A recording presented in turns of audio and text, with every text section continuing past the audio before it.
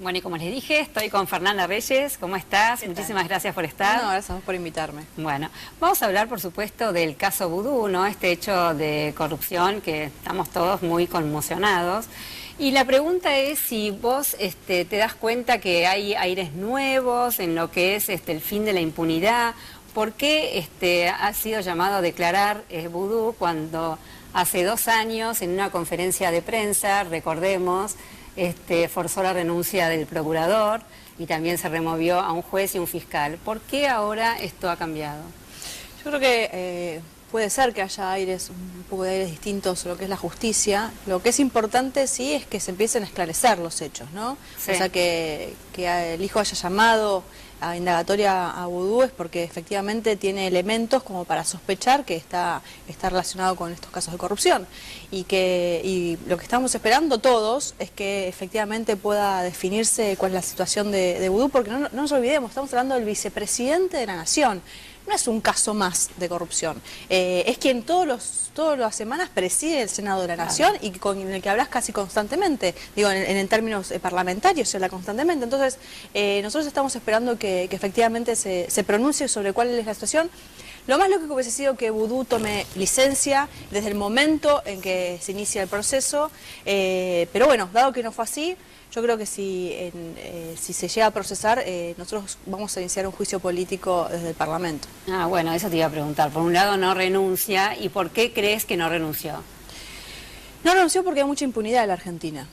Parecería que hay quienes, por tener determinado cargo público, no pueden darse el lujo de no renunciar. Yo creo que cuando uno está muy seguro de su inocencia, debería haber renunciado para que la justicia pueda actuar como cualquier otra persona. O sea, recordemos que cuando uno tiene este tipo de cargos también tiene fueros, claro. Entonces tiene como una diferenciación en términos de igualdad, ¿no? Y me parece que Vudú podría tranquilamente haber renunciado, mostrando su inocencia y llevando todo el proceso judicial adelante. No lo hizo por la impunidad y porque seguramente se siente que ahí está más protegido, pero bueno, claro. La justicia avanzó y es bueno que así sea. O sea que después, bueno, está el tema del juicio político. Sí. Y allí sí. Tienen unión, digamos, de todos los demás miembros de las cámaras. Sí, o sea, de lo que es la oposición hay bastante apoyo a la posibilidad de un juicio político, no todos, claramente, están varios esperando cuál es la definición de la justicia, pero por lo menos nosotros desde la coalición cívica, junto con Elisa Carrió, creemos que sí, que hay que avanzar en un juicio político, y si no se tiene la mayoría, no importa, o sea, es un hecho, hay muchos proyectos presentados para esto, y es un hecho muy claro de impunidad que no podemos dejar pasar desde el Parlamento. Bueno, para aquí en la Argentina obviamente que es un hecho novedoso, ¿no? Es así. Pero bueno, si recordamos hace unos años en Brasil, ¿no? Collor de Mello, que fue obviamente acusado de hechos de corrupción, que recordemos, inició un juicio político y él allí renuncia. Sí. Entonces, bueno, tiene que ver también las experiencias, lo que sucedió también en otros países de la región con lo que nos está sucediendo ahora. Mira, yo creo que durante muchos años hemos hablado de corrupción en la Argentina, pero tal vez lo hemos tomado como una cuestión abstracta, ¿no? No tomarlo como cómo nos afecta la vida cotidiana estos hechos de corrupción. Claro. Y que se dé que muchos funcionarios están hoy denunciados ante la justicia, hay algunos casos que avanzan, otros casos que no. El caso de Vudú es un caso sumamente relevante, pues estamos hablando de Chicone, de las relaciones entre lo que puede ser su rol de funcionario y cómo genera cómo influye sobre las determinadas decisiones del mismo organismo del Estado. Claro. Eso a beneficio de una empresa privada que después es propia. Bueno, para hacer negocios con el Estado. Para hacer negocios con el Estado. Entonces, toda esa trama que es muy fuerte dada en el marco del vicepresidente de la Nación, imaginemos, ¿no?, que también se puede repetir en otros casos, claro, en niveles menores. Entonces, yo creo que en la Argentina tenemos que empezar a dar ejemplos. Claro. O sea, cualquier gobierno puede tener un hecho de corrupción dentro del propio gobierno. Ahora, ¿cómo funciona el resto de ese gobierno? Dice, bueno, hay que investigarlo y hay que avanzar, o hace como que no pasa nada como el kirchnerismo, que pareciera que cuando hay hecho corrupción, bueno, no pasa nada, es un caso más, bueno, avancemos, no.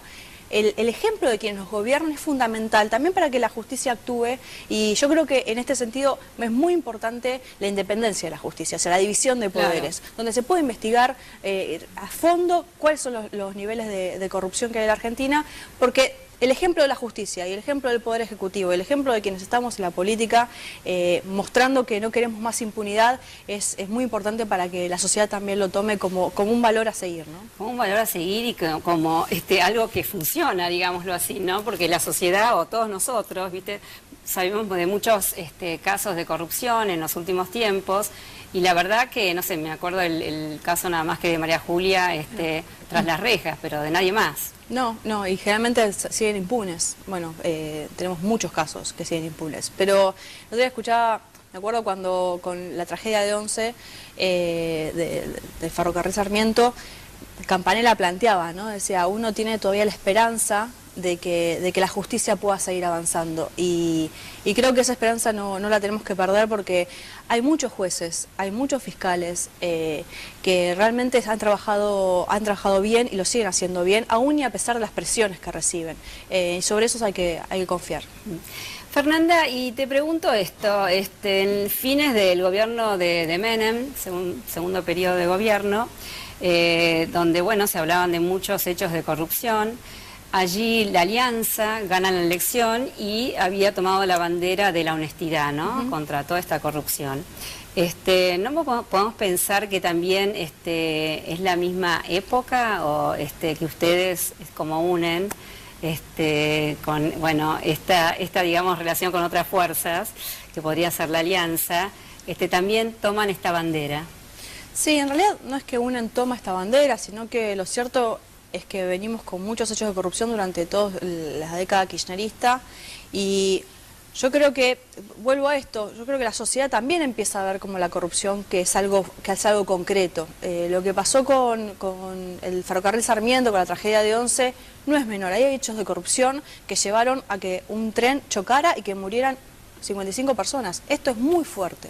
Y es muy fuerte en términos de ver cómo que haya un funcionario que se haya quedado plata guardada o que no haya hecho los controles que correspondían o que haya negociado determinado nivel de impunidad, termina con la muerte de personas. Entonces, cuando le decimos que la corrupción mata, efectivamente la corrupción mata. Ante esto, nosotros, la verdad, desde la coalición cívica hace años que venimos luchando contra la corrupción, no solamente presentando las denuncias, sino haciendo investigaciones. ¿Por qué? Porque es una obligación. Muchas veces nos dicen, ¿ustedes por qué denuncian? Porque es una obligación. Cuando uno está en la función pública y tiene conocimiento de hechos de corrupción, tiene que denunciarlo. Después la justicia determina si avanza o no en esa investigación, pero la obligación inicial es nuestro deber como funcionarios. Entonces, esta lucha de hace tantos años, la verdad que lo tomamos muy bien de que otras fuerzas políticas empiecen a comprender la importancia de luchar contra la corrupción, porque es verdad, es uno de los inicios de los males después de todo el resto de la política pública. Claro. Cuando es verdad que muchos dicen, bueno, si no hay corrupción, tampoco me garantiza que haya buena administración, pero lo cierto es que si no hay corrupción, vos tenés despejado un camino enorme para gestionar como realmente corresponde y que llegue los recursos a la gente. Claro, es más transparente.